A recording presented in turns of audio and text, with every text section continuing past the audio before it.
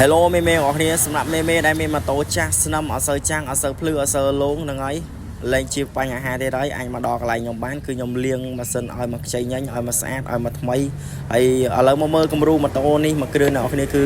មួយនៅខាងប្រវត្តិគឺគាត់យកមកឲ្យខ្ញុំលាងម៉ាស៊ីនឲ្យហើយអ្នកនរគ្នាអញមើលបានក្បាលកន្លះគាត់គឺធ្លីប្រេងធ្លីអីជ្រាបប្រេងជ្រាបអីហើយបើសិនជាពេលម៉ាស៊ីនវិញអ្នកនរគ្នាអញមើលបាន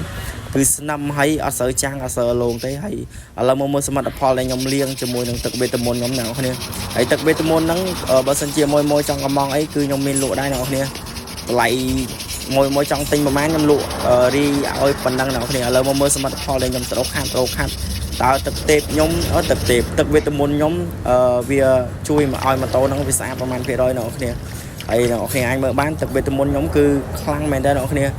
ពេលខ្ញុំលាងហើយធានាថាអត់ស្នឹមធានាឲ្យអ្នកនរគ្នាគឺអត់មានស្នឹមវិញទេគឺលាងឲ្យដូចស៊ី 100% អត់មានកាន់ស្នឹមអត់មានកាន់ខ្មៅវិញទេអ្នកនរគ្នានេះគឺជាសមិទ្ធផលដែលខ្ញុំ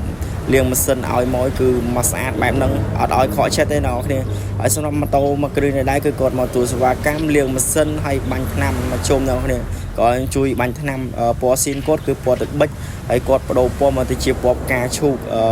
រាងខ្ចីអ្នកនរគ្នាហើយអ្នកនរគ្នាអាចមើលបានហើយបើកលេចមកមើលត្រឡប់ម៉ាស៊ីនខាងក្រោមវិញកន្លែងតាក់ស៊ីកន្លែងអីវិញគឺខ្ញុំលាងផ្ចិតផ្ចង់ខ្លាំងមែនទេអ្នកគ្នាហើយបើថាបុំមុខបុំអីគេគឺខ្ញុំរូតលាងទឹកថ្នាំលាងអីឲ្យមកចេញឥឡូវមកមើលសមិទ្ធផលទាំងអស់គ្នាពេលធ្វើខាង